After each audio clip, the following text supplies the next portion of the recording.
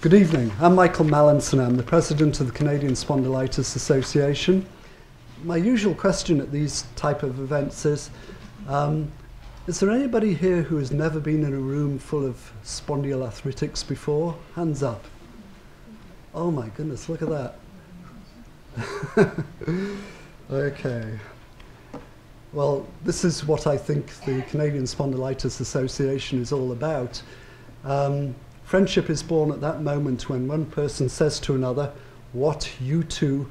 I thought I was the only one." And I think we know that by and large our journey has been a long and difficult one to diagnosis. If you were diagnosed in under 2 years, you were very lucky. If you're diagnosed at 7 to 8 years, you're about average. If you're exceeding 10, 15 years, then you're not so lucky at all. But anyway, there are a lot of people in this room who have the same disease you have, and I'm sure there were times when you thought you were the only one, and it's gratifying, I hope, to find that there's others of us and that we care and that you are not alone.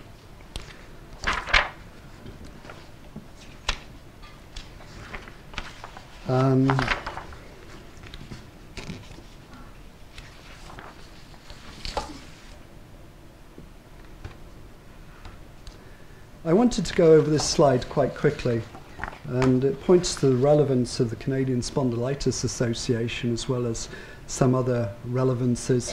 To the right on the screen is the pharmacological treatment of AS. So you're talking about non-steroid anti-inflammatories going all the way through to biologics or TNF blockers.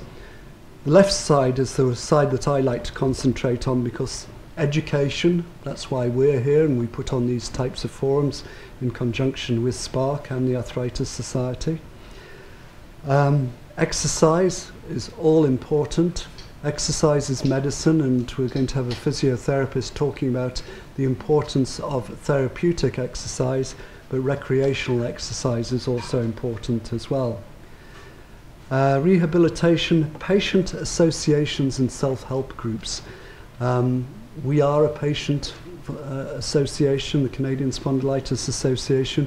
We're entirely volunteer run, and I would like to ask, we haven't really had a support group in Toronto for quite a few years. I'd like to reactivate that, so if anybody here is interested in becoming involved in a support group here in Toronto, would they see me afterwards? Just come down here and see me after this event is over, and we'll talk about how we can reactivate a support group in that fashion.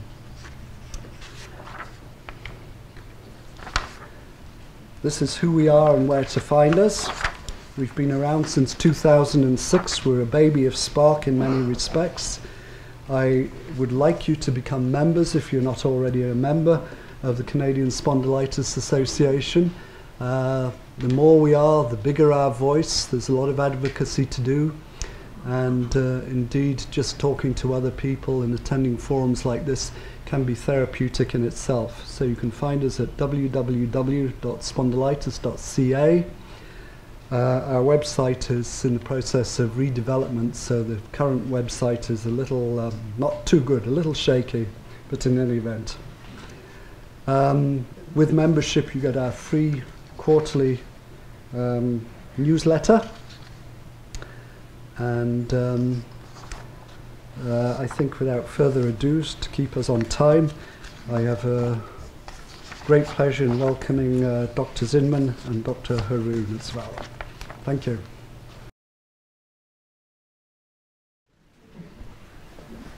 Okay, good evening everybody, and thanks Michael for that kind introduction.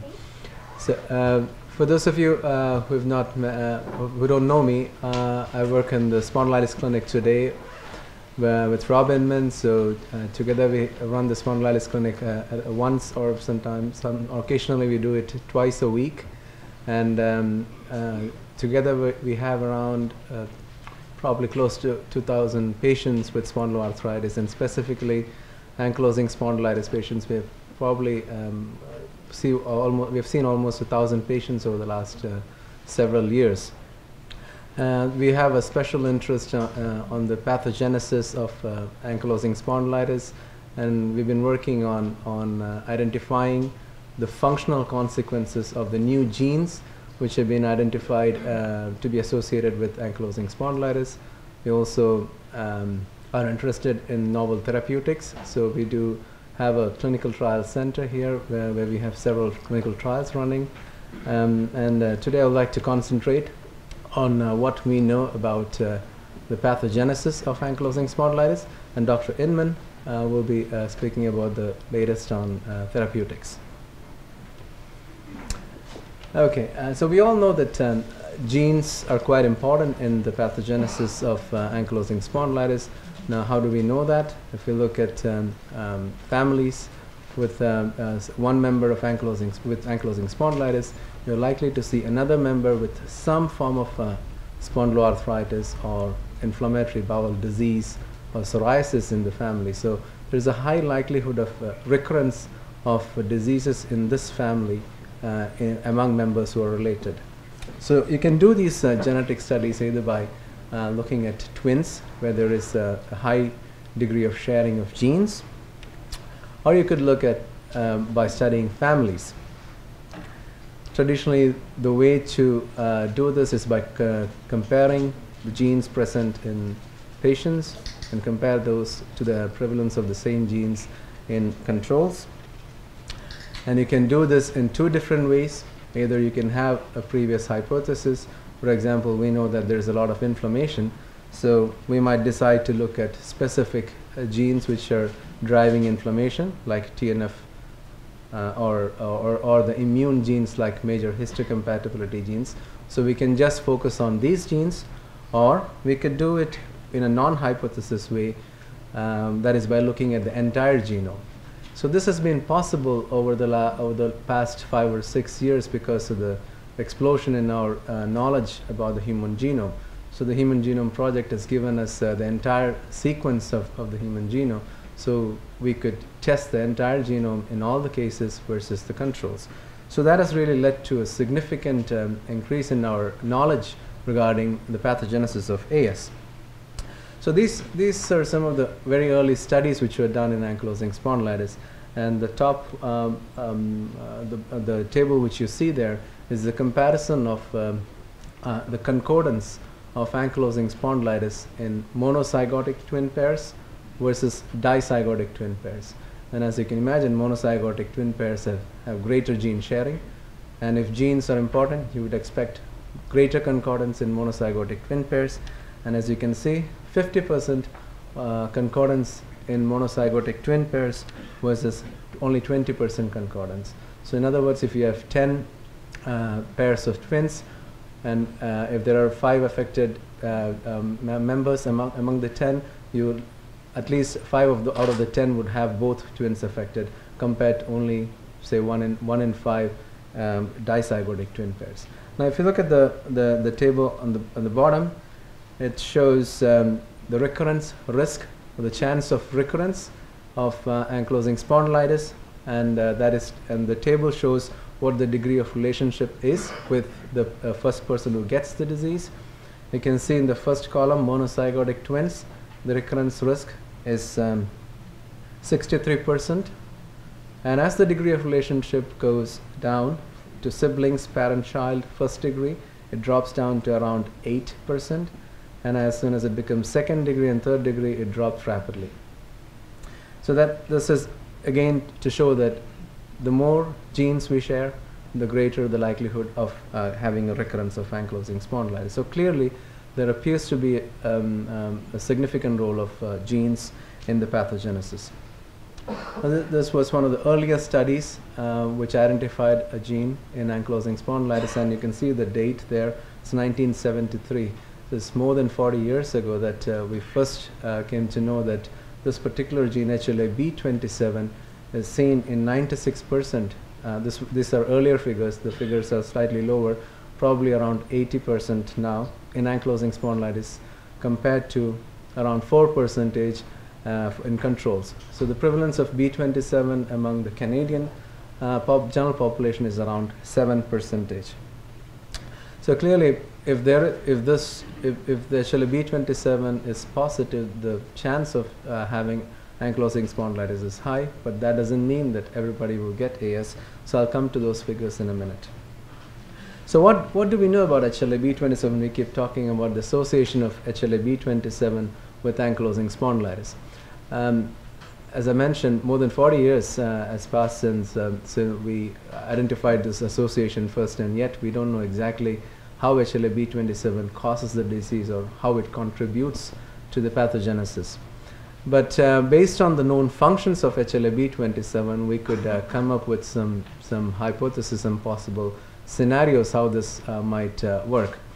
So as you see in the figure, HLA-B27 can be present on the surface of immune cells, and these immune cells have a function to present antigens inside the body.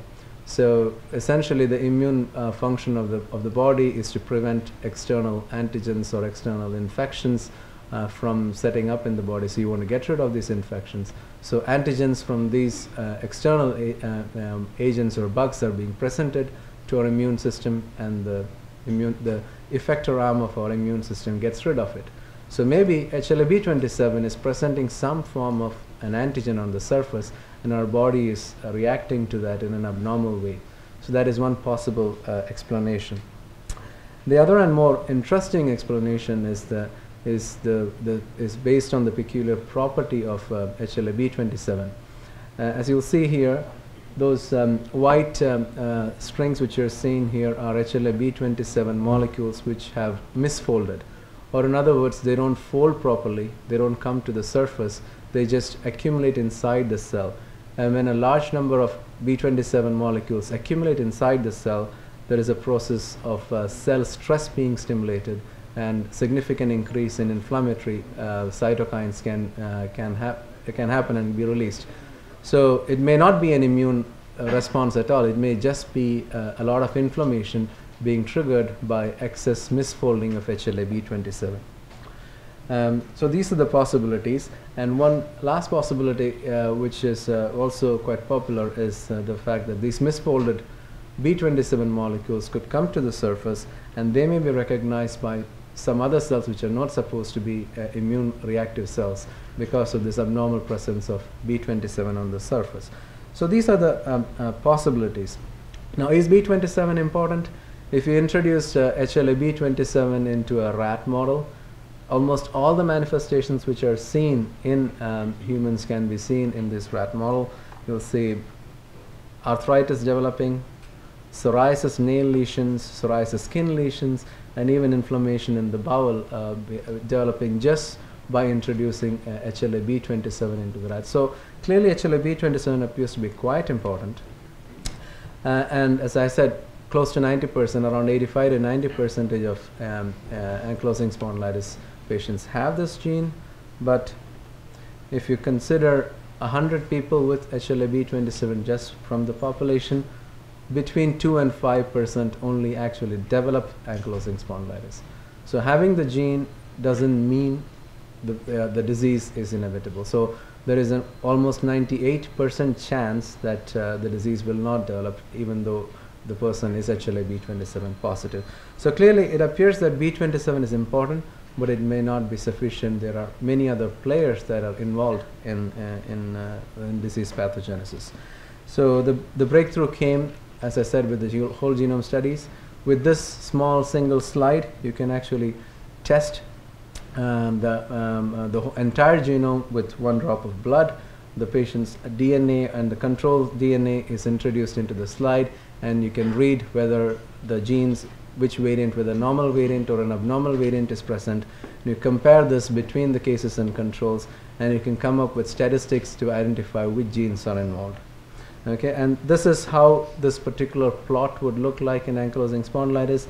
On the y-axis, or you can see here a tall, each of these colors is a different chromosome, and each of these dots which you see refer to different genes in the chromosome. And what you see here is the level of significance of association, and the most important or the tallest one here is HLA-B27 as expected. And although it is called a Manhattan plot, Dr. Inman keeps saying it resembles more the Toronto skyline. So it's probably the CN tower of this plot is actually B27 here.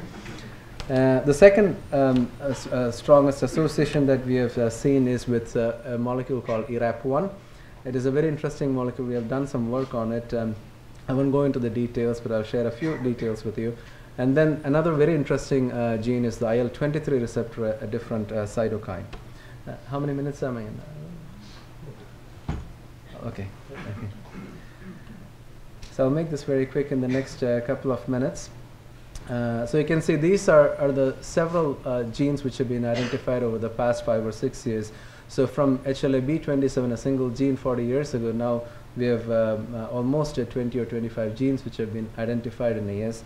Now we just have to sort out how they cause ankylosing spondylitis. So here is a simple cartoon to show you how B27 may be interacting with another gene, ERAP1, in causing ankylosing spondylitis. So you have these antigens being generated in the body, and these antigens have to be trimmed to appropriate lengths or shaped so that they can sit on HLA-B27 and they are presented to the surface. So if this happens in a normal manner, you get a normal immune response. But you have this molecule here, ERAP1, which is responsible for this shaping function or trimming function. And as you saw in the previous graph, this is probably the second most important gene in ankylosing spondylitis. Now if there is something abnormal with ERAP1, you could get two different scenarios when you have an abnormal trimming, abnormal peptide or abnormal antigen, and an abnormal immune response. Or the other possibility is already the B27 can misfold and accumulate, causing the excess inflammation. Maybe if the antigen which is sitting on it is also abnormal, you get more inflammation. So these are the two big possibilities, and it looks like these two genes are related and interact functionally. I'll skip through these. So what we have done is we have actually identified that if we introduce these different variants of ERAP1 into cells, we can actually induce the misfolding of these cells, and we have already published these results, which shows that there is significant increase in inflammation because of an interaction of different ERAP variants or the variants associated with ankylosing spondylitis and HLA-B27. So I'll wrap it up with this figure here. We already talked about HLA-B27, the possibility of misfolding. If there is misfolding, and it could be because of the interaction with the second most important gene, ERAP1, it can trigger the release of interleukin 23. You might be familiar with interleukin 23, but definitely you'll be familiar with TNF. Tumor necrosis factor is a molecule produced by cells which is pro-inflammatory. IL-23 or interleukin 23 is a similar molecule produced by the cells which is also pro-inflammatory, and that can be released by this HLA-B27. Now IL-23, again, you saw in the plot, the CN tower plot, that IL-23 is associated with ankylosing spondylitis. So we have a situation where B27 misfolds, causes unfolded protein response, releases the inflammatory cytokines. These cytokines interact with the receptors on, again, immune cells. That in turn results in release of other pro-inflammatory cytokines or interleukin 17. That interacts again and finally results in the production of tumor necrosis factor. And we know that treatment options are available now, which target tumor necrosis factor, which are the 5 agents available in the market today in Canada. Things which are coming up with Dr. Inman will be alluding to shortly are agents which target interleukin 23, very interesting results, and also interleukin 17. So there are several new options available for treatment of ankylosing spondylitis, which either are in the testing phase or almost there in the market currently. Okay, I think I'll stop there, and I'll welcome Dr. Inman to continue discussion regarding the treatment options.